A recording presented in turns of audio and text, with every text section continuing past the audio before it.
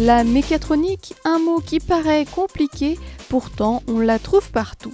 Voici donc un exemple de produit mécatronique. C'est un projecteur de concert, une salle de spectacle, un projecteur qui a un coût, une somme d'environ 3 000 €.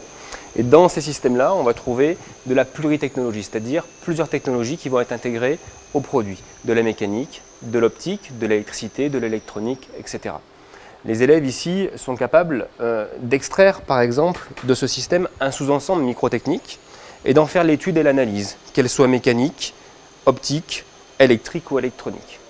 On verra par ailleurs donc une étude sur une maintenance du produit, donc repérage d'un élément défectueux, son remplacement, sa fabrication et sa réintégration dans le système.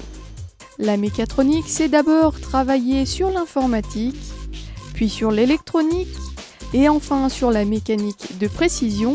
Et quand la pièce tient dans la main, on appelle ça de la microtechnique. Les élèves du lycée, comme tous les microtechniciens en entreprise, se chargent de la maintenance de certains sous-ensembles de pièces. Après avoir extrait le sous-ensemble du système, l'élève a à sa charge par exemple l'étude et l'analyse du fonctionnement du sous-ensemble.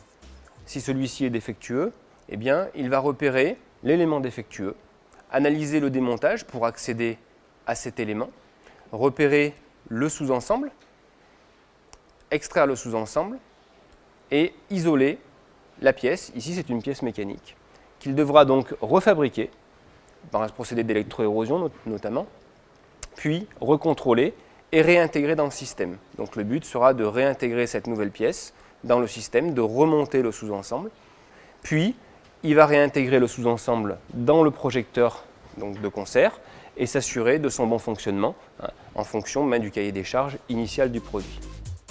Ainsi, les microtechniciens peuvent réaliser des pièces en usinage, être amenés à régler de l'optique ou même sont capables de réparer des objets électroniques et des moteurs.